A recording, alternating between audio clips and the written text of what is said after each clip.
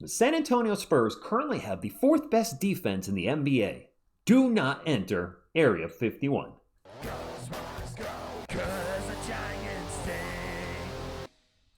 What is up, San Antonio Spurs fans? Welcome to TSR Sports. I hope you had a great weekend. And when I think about our San Antonio Spurs over the years, they truly have had many elite defenders, going back to Alvin Robertson, former Defensive Player of the Year. My guy, David Robinson, former Defensive Player of the Year. Tim Duncan, well, not a Defensive Player of the Year, should have had at least one, but pretty much his entire career was all defensive NBA team. First or second, just an incredible defender, one of the greatest defenders of all time. Yes, he should have been a Defensive Player of the Year at some point. Kawhi Leonard, former two-time Defensive Player of the Year. Victor Wembanyama, who should have been Defensive Player of the Year his rookie year. The number one shot blocker in the NBA. And currently, Victor Wembanyama is our best defender. Or is he? Enter Stefon Castle. And guys, we all know about Steph's above-the-rim game, a great finisher. Probably should have been last year's slam dunk champion.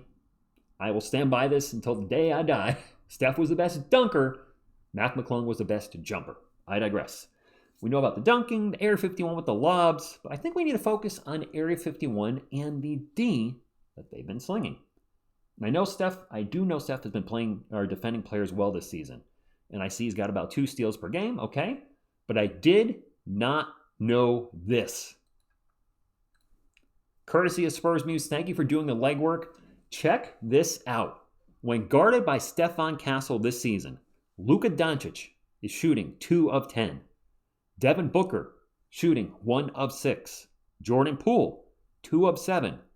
Amen Thompson, 1 of 4. Michael Porter Jr., 2 of 7. Cam Thomas, 1 of 4.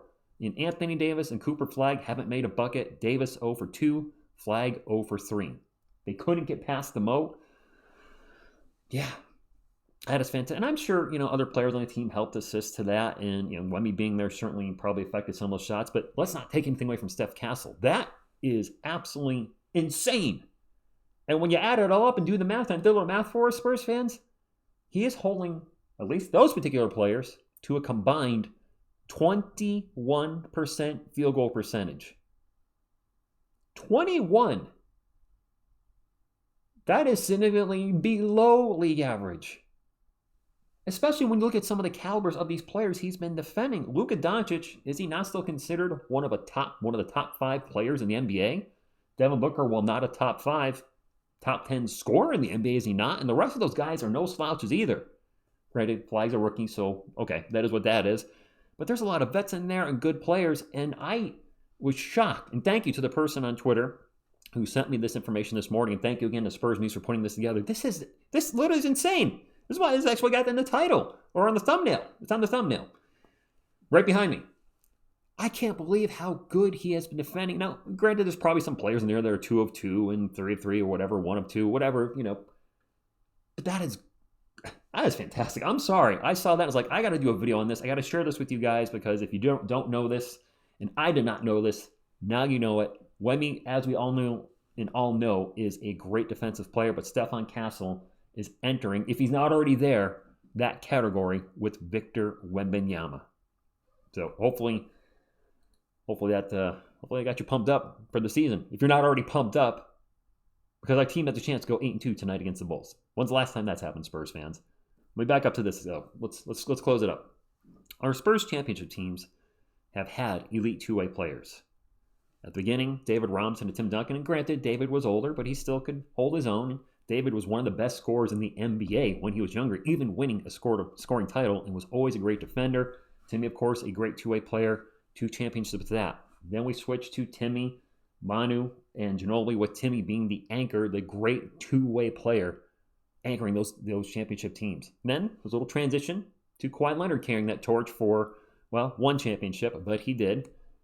And now when I look at this current Spurs roster, the foundation for being a contender is being built right now. And these aren't the only good defenders on the team. Let's not take away anything that Jeremy Sohan has done in limited time, or Julian Champagnie stepped it up. Even Keldon Johnson is playing better defense than he has recently, or maybe ever. I don't know. I haven't looked at the analytics for that. Maybe one of you will. But my eyeball test is telling me that Keldon is playing better on defense. And also, last but not least, let's give some credit to assistant coach Sean Sweeney. The Mavericks are looking, on a side note, going on a stray or off tangent, are looking dumber and dumber by the day. Their team is a disaster right now. They said they wanted to, they traded Luka to build their team on defense. Well, you lost your assistant coach, you lost your best player, and now you're just losing. I will not shed any tears for that. Anyway, guys, what do you think about this? Am I overreacting to those stats with Stefon Castle? It's a small sample size. We're very early in the season. But my eyeball test, too, when I watch him play, I'm like, he's defending better. And sure, I know there's mistakes. It's not perfect. I know. As some of you are going to point out, he still makes mistakes. And I know he's struggling with his turnovers and three-point shooting. But that's on the offensive side of things. I'm focusing on defense right now. And we have an elite shot blocker, the best shot blocker in the NBA. Maybe when it's all said and done, will go down as the best shot blocker ever. But now Batman, defensively, might have his Robin on defense. He's got his Robin on offense with De'Aaron Fox. After one game back, I'm already sure that's going to work, and it's only going to get better as Fox finds more of his rhythm, gets more used to being on the court with Wemby. They start meshing together. But now we've got our defensive duo, our dynamic duo on defense. I'm excited. I said it before. I'm going to say it again in case you're new here. It is such a good time to be a Spurs fan. It really is.